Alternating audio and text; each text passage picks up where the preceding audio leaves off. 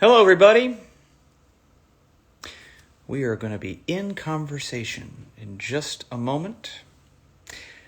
Very excited to have a conversation with one of my favorite photographers, directors of all time, who will be joining in just a minute. I'm going to wait for a bunch of people to gather on because it's going to be a good chat. Worthwhile chat. Lots of changes happening in our industry. I got a little sunburn today. How many of you out there are like going for walks? Listen to Uncle Joshy. Go for walks. It's important. Get outside. Wear a mask. That's probably what it is. It's probably the line from my mask. Anyway, back from my walk. Didn't have time to jump in the shower, so I'm going to sport today's hat. Interlochen Arts Camp. Interlochen Arts Academy. Sound the call. All right. Ooh, we're over 1,000 people, so I'm going to go ahead and start this thing. I'm going to see if Danny has requested a connection. This will be a conversation with the great Danny Clinch. Danny is one of my absolute favorite photographers, documentarians, music capturers. For those of us that are lucky enough to be in the audio side of things in music, knowing people like Danny who allow us to showcase the visual side of what it is we love to do and the vibe we want to put out there is no small task, no easy task. And his work is among my favorite that I have ever seen. But I'm looking for, let's see, others. Okay, 21 people have requested. Oh, here we go. I'm going to look and see if he's in here yet. Bear with me. This is why I need people like Danny Clinch in my life, because I can't figure this stuff out. I don't see him, though. He's not on yet. I don't think. I don't see him. So, I'll just tell you a little bit about first what this has all been like. What we will be talking about in this live chat is how kind of performances have changed, how we've had to adapt to a virtual landscape. It's been very strange. I mentioned this. He is on his way. Having to shift from going on tour, because I was on tour when quarantine started. I don't know if any of you were at my Florida shows, but we had about 3 shows left when all of a sudden we started to kind of gather news that there was this thing. It was happening. We were looking at artists around us, seeing what was canceling, what was safe, what wasn't. And all of a sudden, we realized we would be off the road for a very, very long time. And so a lot of that was isolation. And then that turned into like doing some shower songs. And you guys said that was really fun. So keep doing the shower songs.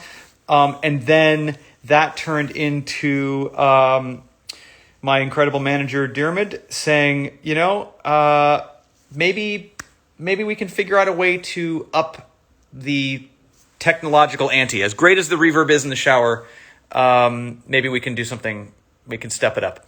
So that's where companies like Tour Gigs come in. Danny, as a co-founder of Tour Gigs, has allowed for a safe, just absolutely state-of-the-art sound and visual environment where we, meaning myself, Mark Stevens, Tarek, incredible, there he is, and we can all get together, we can jam with you, and we can do these shows for you. We've now done 4, I want to say, and now we're about to do more. And there's the man. Hey, Danny. Yeah. Hey, man. How are you? Good to see you. I'm doing well. Oh, your hat Good. game beats my hat game big time. I just got this one for my birthday. That's real nice. Thank you. Mine needs a needs a polishing. It's not bad. It's not bad. I'm glad we both got the denim memo at least. Oh yeah, The denim and glasses. Canadian tuxedo or whatever they call it. Exactly. Yeah, Yeah, exactly. It's just pure denim, head to toe. It's that's just, it. I've got it, yeah. and I am actually wearing my pants this time. Usually I got my sweatpants on. So. Excellent. Yeah, I am also wearing pants, but I'm also wearing denim underwear. So, yes, Okay, I'm going I pure, full like Canadian, full I Canadian. like your style. I was singing your praises before you stepped on. I was just saying just how brilliant your work is as a photographer, as a documentarian, as a capture of what it is we are so lucky to do in the music realm, in the arts realm. As somebody who is visually absolutely incapable of drawing within the lines, I have often just been in awe of work like your own. And now you've taken us to another level of gratitude because you've given us the opportunity through your company Tour Gigs to be able to provide really high quality concerts in the ways that are actually safe to do so and ways that we all feel connected. We've talked a little bit in the last couple of days just about how kind of strangely poetic it is that like we're in our box in our Yeah, undisclosed location and we're singing for thousands of people in 80 countries. Everybody's in their own box. It's a little like Black Mirror-esque, but we're doing it. We didn't know how it would feel, and yet we found a way to still make it feel connected. When did you feel like, because you've had tour gigs for a while, this was something that was before quarantine.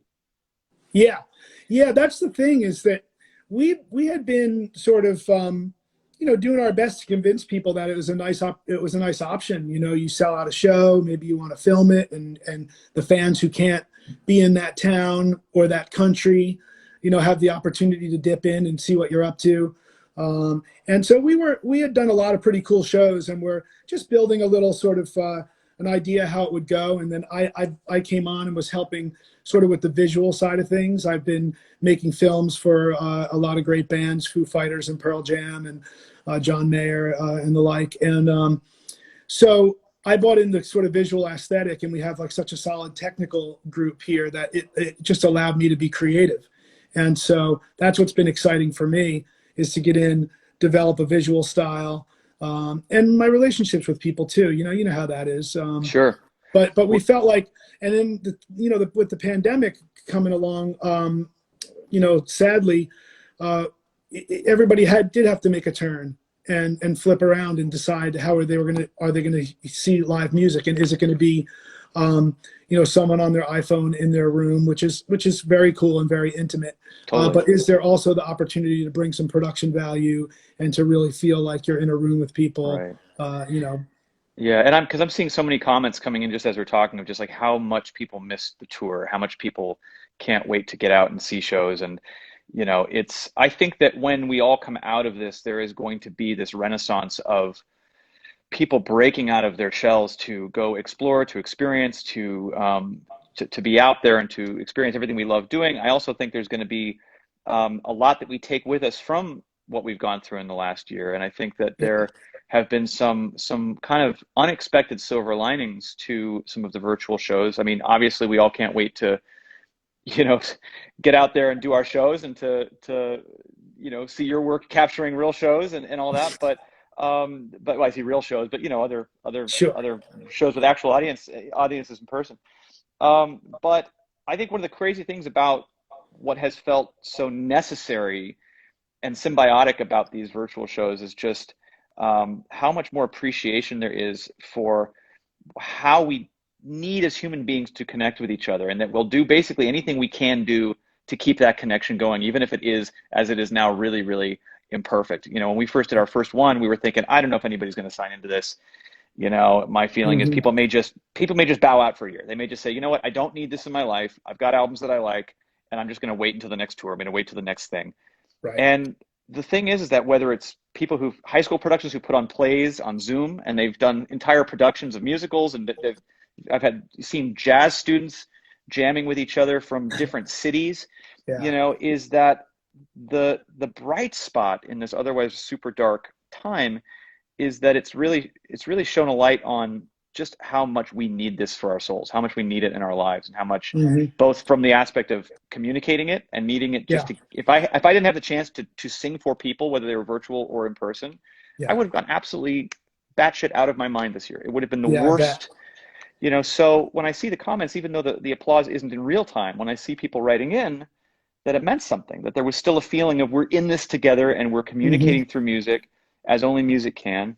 Yeah, It's a cool feeling. Yeah, because I was yeah. just, you weren't expecting this to to happen, and yet here you were with an opportunity to do it. Has there been anything you've taken away from it, um, either similarly or dissimilarly? Well, I think that you feel like you have this opportunity. I mean, for me and you, and like, you travel all the time. That's your life, traveling around, doing shows and that and performing. And I'm following people like you, right? So I haven't been home for a summer in 30 years, right? So I was home with my family this summer. It was a really nice time for me to reset and to Yeah, actually decide, what part of this do I really like and how do I streamline it and do what I love to do.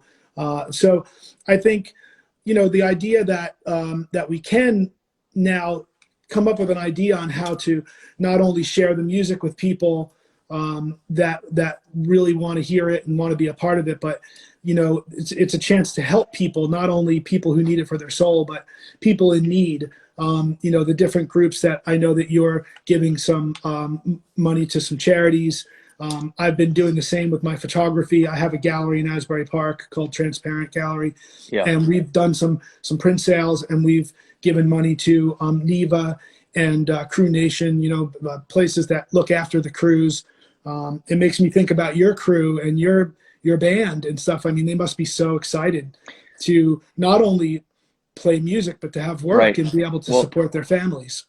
that's such a good point because it really isn't, we talk about the creative fulfillment of just being able to express ourselves again, but it's also an entire economic ecosystem that is vitally important that we continue Mhm. to nourish and bring back. And I talk about this with my theater friends and things like that, that getting creative about ways in which to just keep hiring is Yeah. vitally important. So that's another thing that my fans who um, are gracious enough to buy a ticket and let us do this. Yeah. They're also keeping that ecosystem alive. Hmm. They're letting me put my band and crew to work, and it's a huge part of what's happening right now is that family tree Yeah. needing that support. And I think about your fans and many of them I'm sure understand and get it right away, but all of a sudden you start thinking about, like, oh, your lighting designer, your drum tech, the sound person, like all these people are sitting at home, Yeah. looking for work. So It's a it's big really it's a great. big undertaking. I say it every live stream that we're up there and you see three people up there, and if we could just turn the cameras around, you would see this enormous space where everybody's masked, everybody's 10 feet apart, Hmm. everybody's tested at the door and tested the day before and tested the day before that. And it takes a huge village of people to put these on. And so my Yeah. view is the best view because I get to look out on this extraordinary crew Yeah. that's really making this new for us, not new for you. Where do you see the future of this going? What are your dreams for this kind of thing, even when it may not be as feeling as necessary as it does now? I feel like I had said earlier, our dreams for it is to, continue to, we do what we do there is we'll do a very small footprint, and even for a smaller band, and up to really big sort of films like tour gigs. Produced the Pearl Jam film that I made called Let's Play Two, and that was a Yeah, big documentary. amazing. Yeah, Over 2 nights of filming and that sort of thing. So we do all of that stuff. And for us, I think one of the things we talk about is, say you go on tour, or a band goes on tour, and you bring a crew with you. A lot of bands have their own filmmaking team, their own video team. They're filming for the audience, for the big screens, and maybe you mix that stuff up, and you're able to create some content for people who aren't able to make that show. And I think there's many ways to figure out how that doesn't get in the way of people saying, "Oh, I'll stay home," right, I'll watch it from my couch. People want to be there. They want to right. be there in the room with you. And if they can't, they have an option to do that. So I Yeah, find but that to be, that you also know, brings up a really cool point for this because we're coming at it from the opposite direction of having already experienced so many years of live big shows, and Mhm. now we're taking it to a place of a virtual availability. Yeah. And I know from my experience that I've been able to hit concerts doing this, and countries doing this that I've never hit in my live shows. So Yeah. all of a sudden, we're looking in that group of 80 countries tuning in. Those are places I might now be able to tour in because they've tuned in to these virtual concerts. And Yeah. so, that's another huge part of this is allowing for artists who haven't been to certain countries, because it's a huge undertaking financially and otherwise to get a Sure. whole crew of people, trucks and buses and sets and stuff, across many, many ponds. So Hmm. for new artists as well, hopefully something that will come from this is this has given them a chance to, in a more isolated and safe environment, cultivate fans to show what they do to people before they maybe even go on their first tour ever.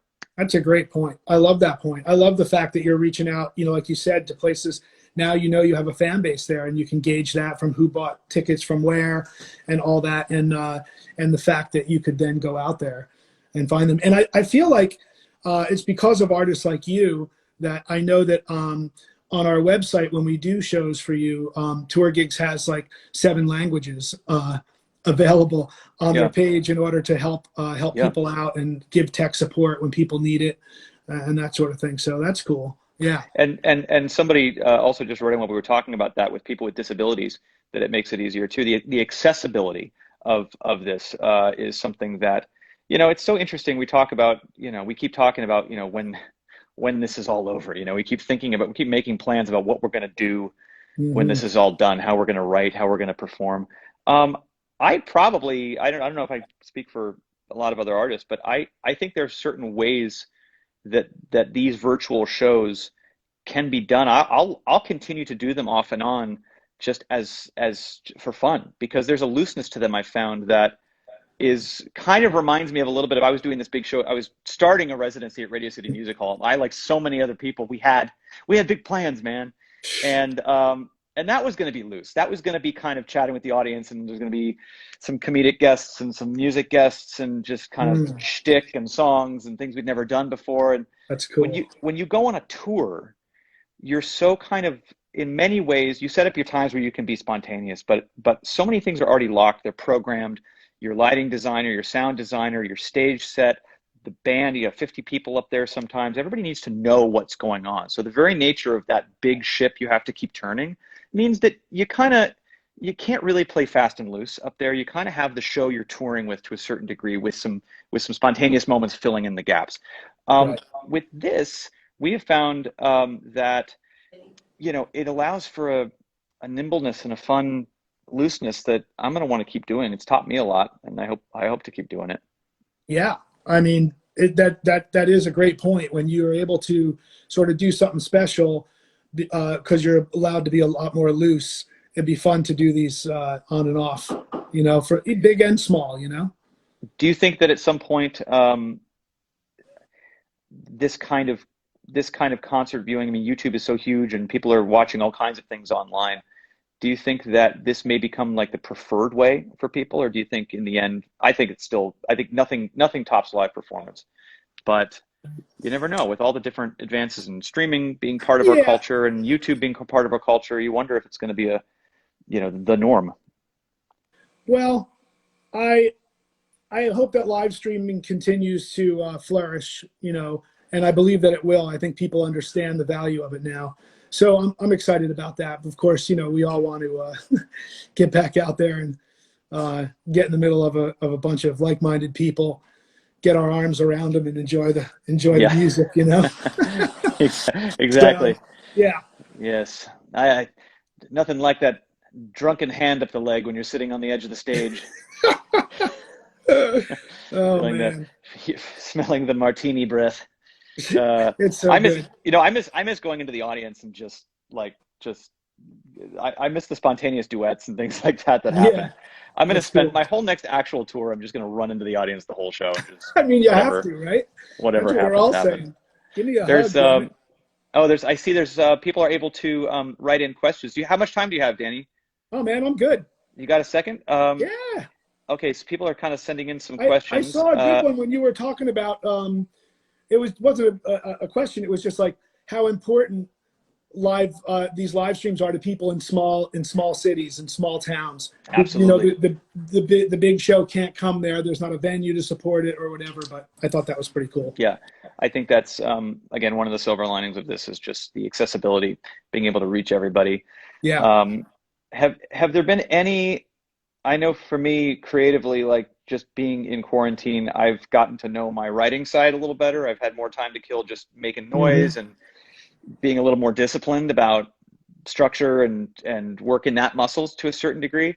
I mean, you're such a legend. You've been doing this now for I can't imagine there's anything you haven't tried or haven't wanted to try that you haven't done. But has there been anything from this experience that has been a new hobby, skill, excitement, something that you've said to yourself, "Oh, this is something I've wanted to tap into, and now I have the time to do it"?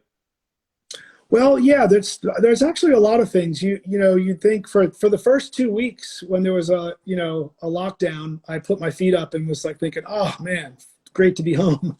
And then you Yeah. think I just never got bored. I never got complacent. I sort of I've been actually blowing up some of my photographs really big and painting on them. I haven't shared them yet, but I've been doing that.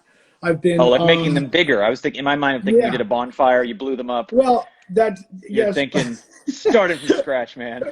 Very apocalyptic of the Dynamite, beginning. dynamite. Yeah. Make them bigger. Yes, Yeah. making them huge and painting on them.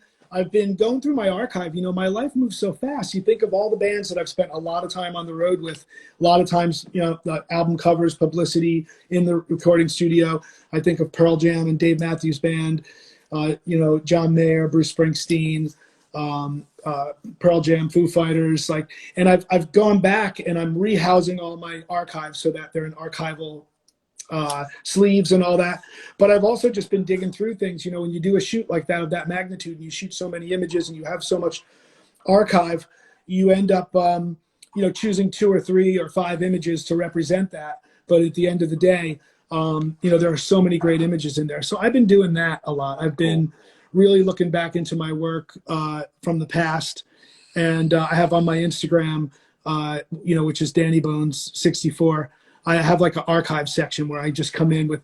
I've been doing more archival stuff this year, which has been really Yeah. fun. I'm discovering things from the past Yeah. and that. So it made me think about just when I was doing a little research here. When I think, were you nominated for a Grammy or did you win a Grammy in 2005 ish? I've never won a Grammy, so I was Okay. nominated. Okay, I got was it. nominated.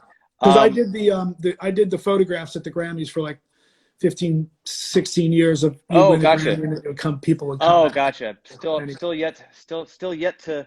I know. I would personally, a a Danny Clinch portrait would mean 10 times more to me than a Grammy.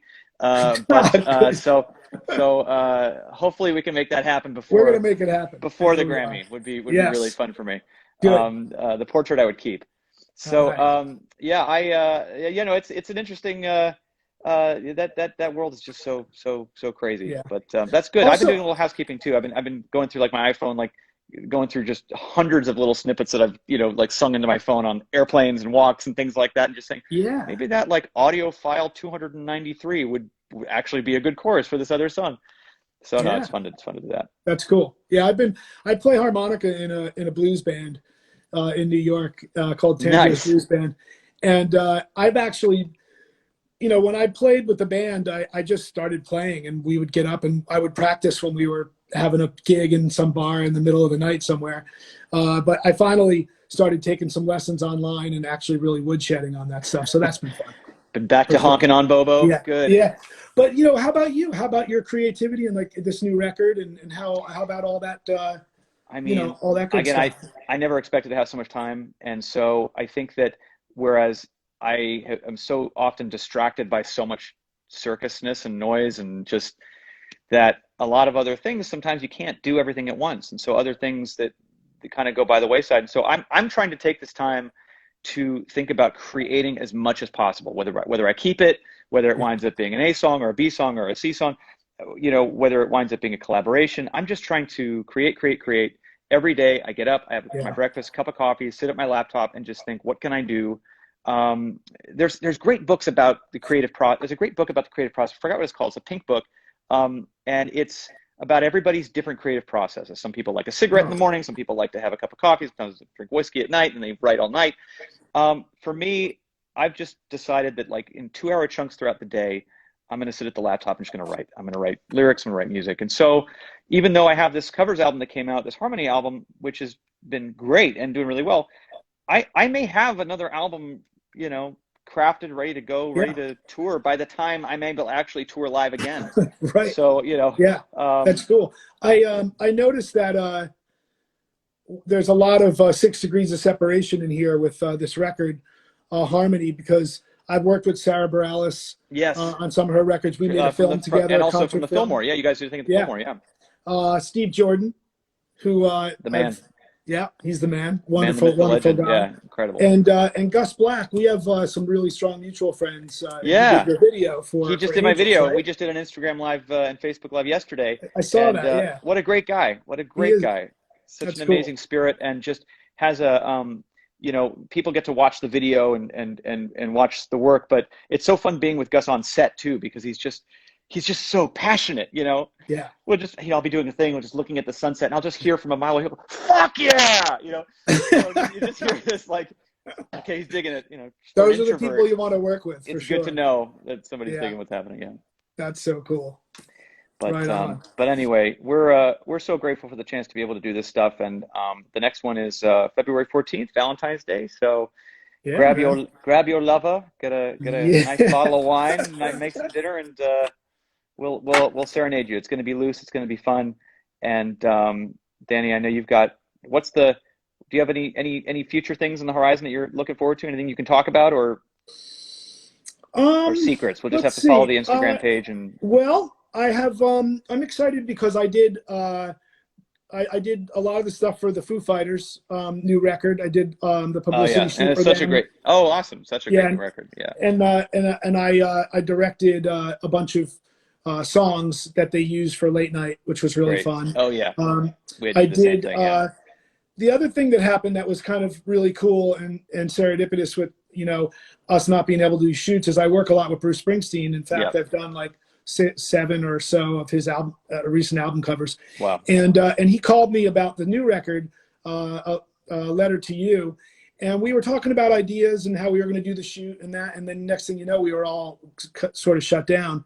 And I started to go through my my archive of photographs of him that I had done recently, and we had spent an afternoon in New York City in a snowstorm. In Central Park taking photographs because no big deal. We had made a plan to do it. This is funny because we made a plan to do it. And I didn't know it was going to snow. We made the plan like the week before. And on Wednesday, I'm like, it looks like it's going to snow. He's like, oh, I'll come down. And I said, okay. So I'm waiting in Central Park. It's snowing. And I get a text from Bruce. I'm sorry, I'm running behind. I'm having trouble catching a cab. And no. Just the visual of Bruce Springsteen, trying to catch a cab in the snowstorm. And not being able to. That's the thing. Being able to is so That funny. Is the most New York story I've ever heard. You so can be Bruce Springsteen, and somebody's going to be like, "Oh, is this your cab? Because I got somewhere to go." Right, exactly. That's amazing. So the irony of it is when they did the record, they did it live, and they were filming with Tom Zimney at his studio in New Jersey, and it snowed. And so a lot of the film had to do with like these beautiful drone shots in the snow while it was snowing, and you could see the snow out the window while they were doing the recording. And so when I passed these images off to Bruce, he was like, "Wait a minute, this is perfect." And so they ended up using those photographs, which is really cool. So there's that, and then also I am one of the founders of a music festival in Asbury Park called See Here Now. Nice. And we are supposed to, of course, have a show last September, and it didn't happen. But our headliners were Pearl Jam and the Avett Brothers.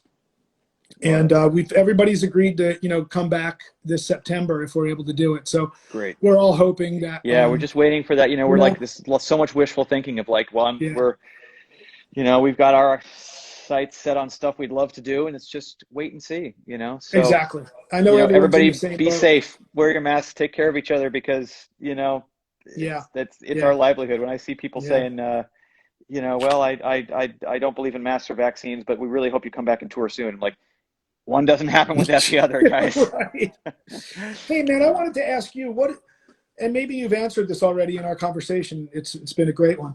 What have you feel like you've learned from the live stream, and how have you sort of, what does it feel like for you in the future, or what are you excited? I mean, I love how you do like the bundles that you do and stuff. I've been watching how you guys have been planning this out, you and your management, and it's just been super cool. You know, just you can get the ticket and watch the show, or you can get a T-shirt or the CD, or even as much as like hang out with you afterwards. Like that seems really cool. Yeah, I love how, I love the intimacy of it. For me, like Yeah. I've loved, breaking arrangements down that we haven't broken down in many, many years. I love taking out songs we haven't done in a while. It's been really fun doing some that have been themed for the holidays, like doing the Christmas show. I haven't sung some of those Christmas songs in years and years and years. And also doing them at a time when, people are missing not just live shows, but missing their loved ones and missing being able to even see shows with their loved ones. To be able to do these shows on holidays, whether it's Valentine's Day or whatever, where people feel isolated, especially during the holidays. They feel extra alone during these time periods. So for me, it's made me feel less alone. It's made me feel vital, and it's made me kind of reintroduce myself to certain arrangements or certain songs that I haven't looked at in a minute, and it's it's given me bless you, given me hope for just like I said, that explosion of love and togetherness that we're all going to have when we're able to get out there and do it again. But also it's made me realize I can talk to nothing for a really, really long time. You and I can just keep going. I mean, I could just, apparently hours, I'm right? just a motor mouth. People have been writing it even during this conversation. Josh, you talk too much. No, when you have an audience, they shut you up. No, it's good. I see like great, some great questions in here and some really good comments and stuff. So I think people are happy that you're doing this, and I'm really stoked to be a part of it and to be on here with you talking about. So many people are writing and just, are you well? Are you eating enough? I think everybody's so sweet. Everybody's just so sweet. But anyway, and this has been really fun, and Danny, your work speaks for itself. We can't wait to see what you continue to capture through your vision and through your lens, and we're grateful that you've brought us into your stratosphere with tour gigs and with what you guys have been able to do. So hopefully we can keep doing it. And like so many people were writing in, we were talking about like what's next. It's both. Like we can't wait to go do concerts, and also this has taught me a way of doing things that has been really fun. And we'll keep doing these and finding ways to make them special and unique and reaching people in cities and countries that we wouldn't normally be able to reach. So there's a couple of bright spots, and I'll look forward to that portrait before a Grammy one day. Yes. No, we're gonna do it. One day I'll have trouble. Wait a minute. Are you ready? Catching a cab. Yeah. Hang on. Oh, we're good. Let me just see if I can. Let me see what I got here. Let me see if I can make this work. Yes, I got this. This is the most quarantine thing that has ever happened. That's gonna be good. I'm gonna post that. That's a good. That's gonna cover my entire wall. I just want you to know, Danny. That's how honored I am that just happened. Man. Hey, let me ask you before if I don't want to feel like we're wrapping it up. Course. I'm good for however long, but sure. I did want you to mention, and talk about the charities. Do you have them? Yeah, and you brought that up. Yeah, you brought that up briefly. And it's so great. I think it's so important to give back to the community. I've being a Springsteen fan all my life, and people like Pearl Jam, like Foo Fighters, like Dave Matthews Band, Fish, like everybody is like, they're so good to their community and they're thinking about others and stuff. And I know you do the same thing. So that's been a huge part of what's made these streams so fun too, is that we've given a portion of the proceeds to charity, that we've asked people to donate throughout it. We've been able to give a shout out to great organizations, and we have, we've raised thousands of dollars for, obviously COVID relief, frontline workers, arts, education organizations, and we're going to be announcing who we're going to be supporting for the Valentine's show very, very soon. But it's been a great part of this, and that's another thing that I want to take away from it is just, everybody's struggling, everybody is having a hard time, and even throughout the struggles, people are finding ways to give and to be altruistic. When I've asked people to donate or pay attention to a foundation, half thinking to myself, well, times are tough. This may not be a time to raise money or raise as much awareness as we would like. The fans are right there as they've always been. People are right there to give back and to be there for their neighbor. And Yeah. that's an incredible thing to see beyond the music is that philanthropic side has stayed vital. We've raised a lot of money. Yeah, that's great. And your That's foundation is give us a shout out for that one again, Danny. Well, I've Who do you work with? done right now. I'm doing a print sale on my website. Great. And we are raising money. A portion of the sales goes to Crew Nation, which is Live So Nation's important. Yep. crew. Crew Yeah, support. so that's the one I'm doing right now. I do in Asbury Park. I do like the Boys and Girls Club, Asbury Park Dinner Table. There's a lot of local people. You know, there are the big organizations which we support as well. But really, it's nice to see the people who are on the ground, like really doing the work. You know them; they're friends of yours. Yeah. So that's always really important. And a couple of people have written in asking what the website is for that, Danny. It's If you know that. DannyClinch.com. Great. And there's a shop section there, and it's LN 2021 will get you will if you use that code, we're going to be donating to Crew Nation for that. Great. Were you a product, because I'm just thinking this now, thinking about arts education and stuff, were you a product of arts? I mean, did you have kind of an aha arts ed moment when you were younger, a teacher or an environment where you got pushed into it, or did you kind of find the camera on your own and you just kind of went loose? It's interesting. My mom was like, I've just always call her the snapshot queen. She always had a camera, was always taking family photos. And as I went along, I knew that her father was a photographer and loved photography, as a hobby.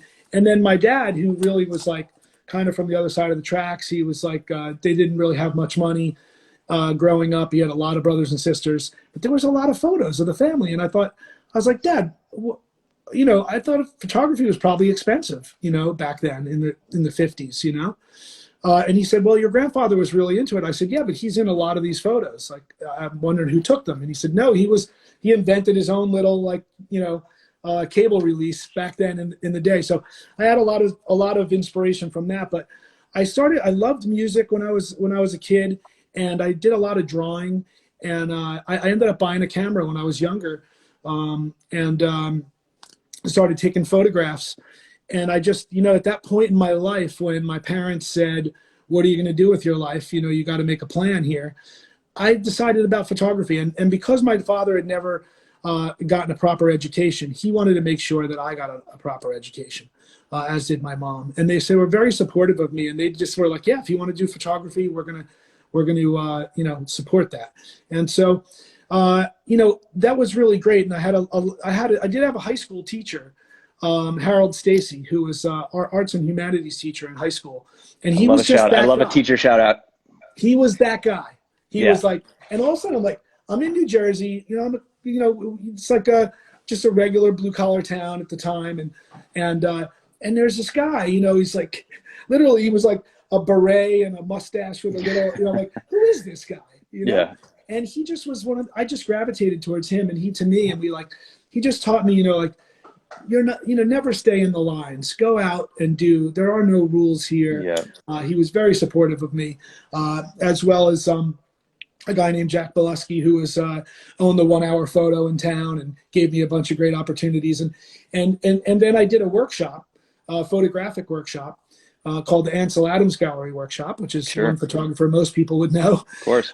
And Annie Leibovitz was one of the instructors there, and she's one of the great masters of portrait photography. And that's how that's how you connected with her. That's how I connected with her. Yeah. And I got invited to intern at her studio. I worked my way up to assisting.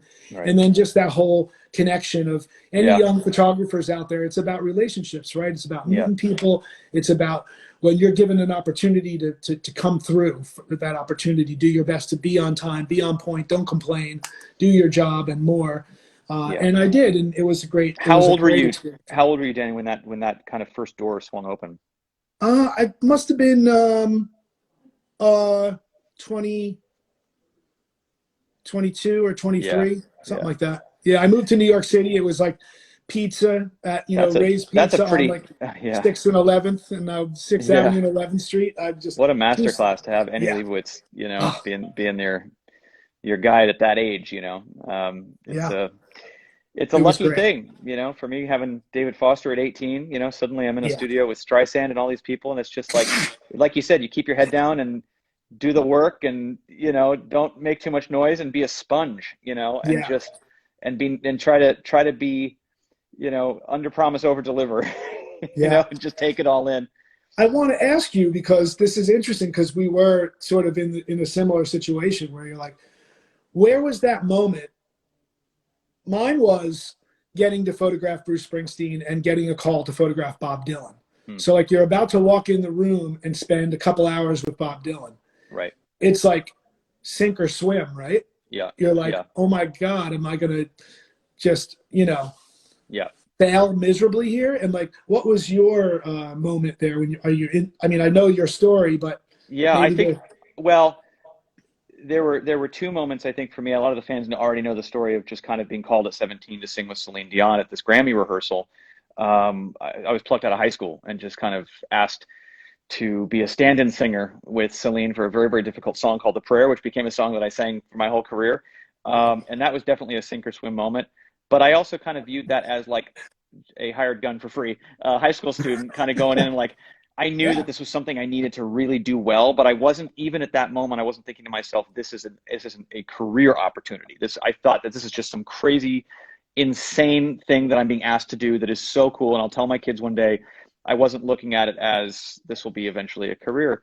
At some point, people within David's universe and within Warner Records started to take notice, and I think that another one of those moments was just like finally being in Capitol Records, like being, or, sorry, not Capitol Records, it was Sony Studios in Glendale. And for anybody who's been in the big orchestra room at Sony Studios, it's one of the most massive orchestra rooms in the world. It's huge, and the walls are the original walls. It's where they recorded Gone with the Wind and Star Wars and all this stuff. And so it's this really hugely intimidating room to sing in. And when you've got 60 of the LA's finest musicians and you've got Barbara Streisand in the other booth, that's a moment where at 20, 21 or whatever it was, I'm just thinking to myself, all right, well, the only way you're going to get through this is if you somehow fake some kind of confidence. You're going to play a part right now. You're going to play the part of a confident singer. wow, And the fake it till you make it thing is like kind of like of course inside I was dying that just wow. just a few years earlier I was auditioning for the High School Musical. So it was a lot to take on. It was a lot to take on, and it was a muscle that had to be flexed really, really early on. And there were muscles that I had to work on later on, that I had to like Yeah, find out how to yeah, have that's crazy. balance, and how to think about bars being raised in different ways in your life, what success Yeah, means in different ways, because it was such a shot out of a cannon, as I'm sure it was for you too, of what success is supposed to be, and the pressures that came so early on. I wasn't allowed to fail. So it was, yeah, it was a lot you have to kind of, cart before the horse, kind of yeah, psychologically as you get older and yeah, more experienced. yeah, yeah, So, yeah. I but now we're in remember. positions where we can give back. Now we're in positions where we can Right. hopefully give those chances to other young people. And that's the coolest part about this. And I do this in my shows and in the live streams too. We've brought in a lot of, especially in the Christmas show, some young artists, and that was an amazing thing to be able to do. I always love to bring people onto the stage where I think to myself, maybe this is their me at 18. Maybe this is their chance to sing in front of 10,000 people or however many people, and maybe something will come from it. So I Yeah, love doing that.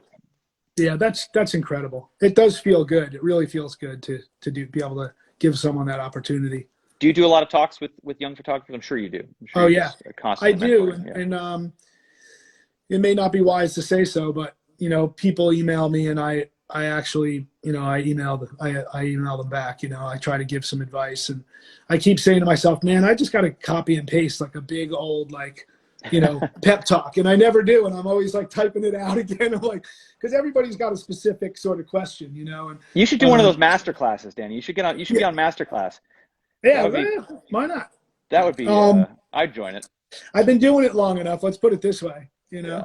Well. But I could talk about photography and really the stories and things I've gotten to do, as well as like photography for me as well as music for you. I can see is has been the ultimate life experience. You know, me having a camera in my hand and being able to be in the recording studio with Pearl Jam or Bruce Springsteen or backstage when someone's writing a set list, you know, and playing harmonica too, like being able to play in the blues band and have people sit in with us. And I've sat in with other bands like the Foo Fighters and Pearl Jam, and Bruce Springsteen sat in with the blues band Jackson Browne and stuff. It's kind of crazy, but like it's just opened so many doors for me. It's been so incredible.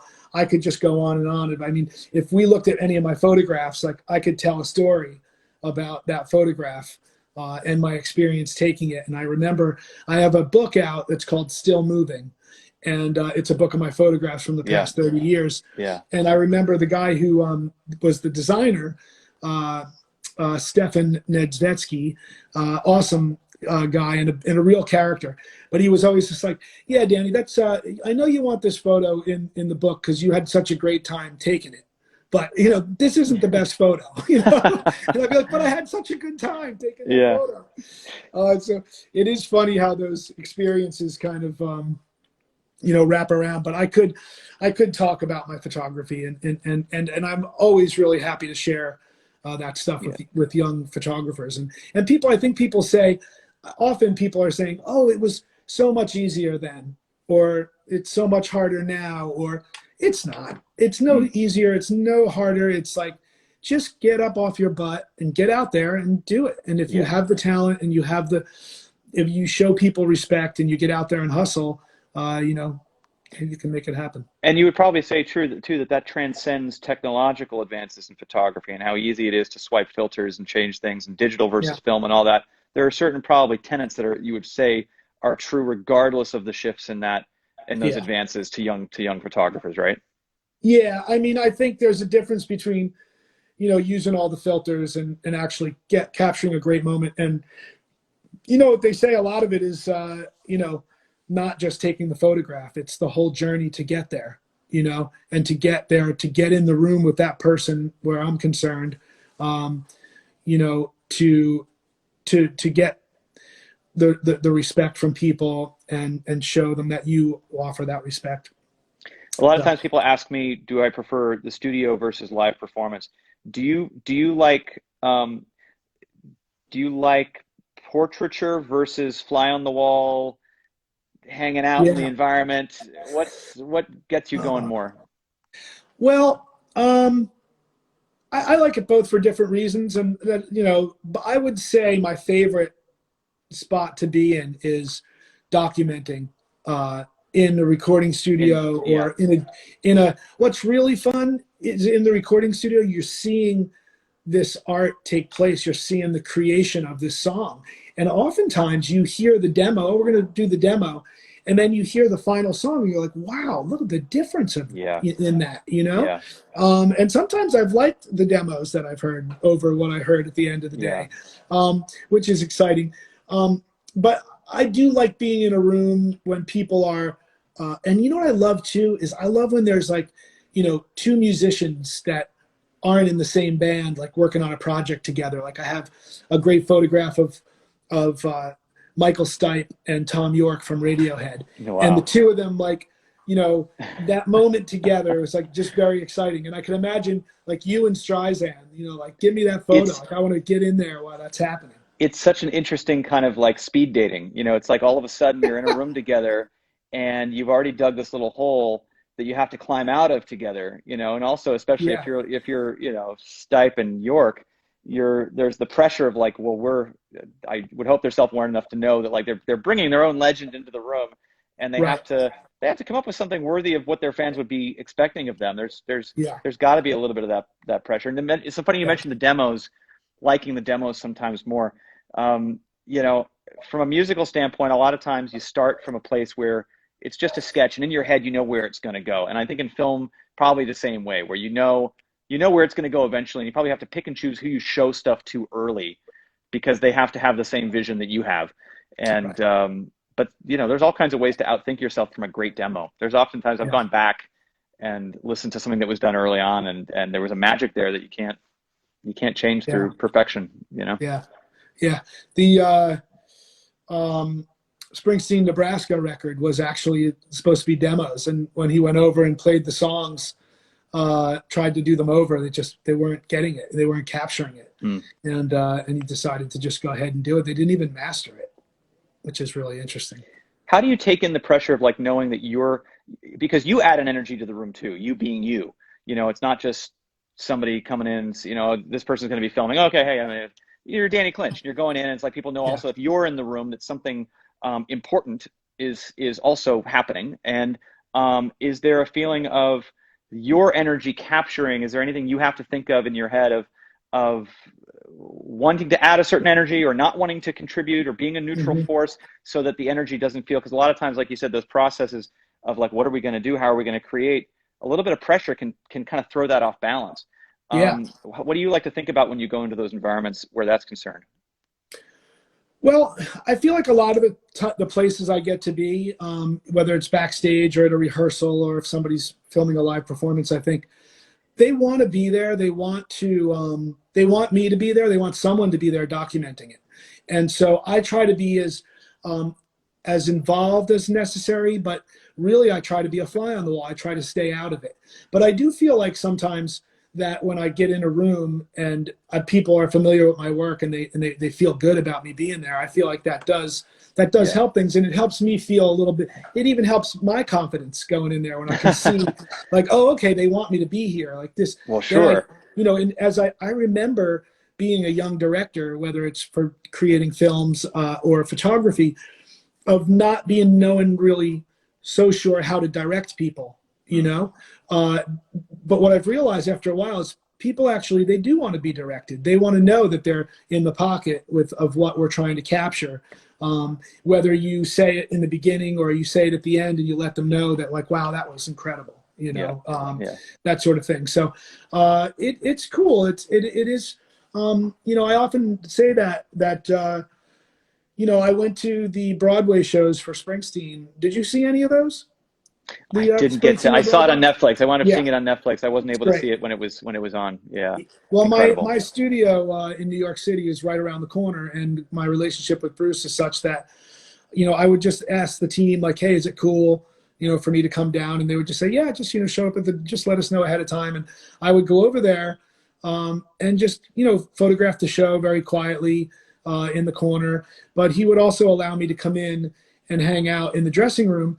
But I would never overstay my welcome. And there was just always an unspoken like nod of like, okay, or no, don't come in, or sure, come on in. And then when I would get in, it's not like I would try to chat him up or anything, but I do believe that he was grateful to have that documented. And he was grateful that he didn't have to meet someone new, go over the rules or any of that stuff. So like I would just come in, I know where my place is.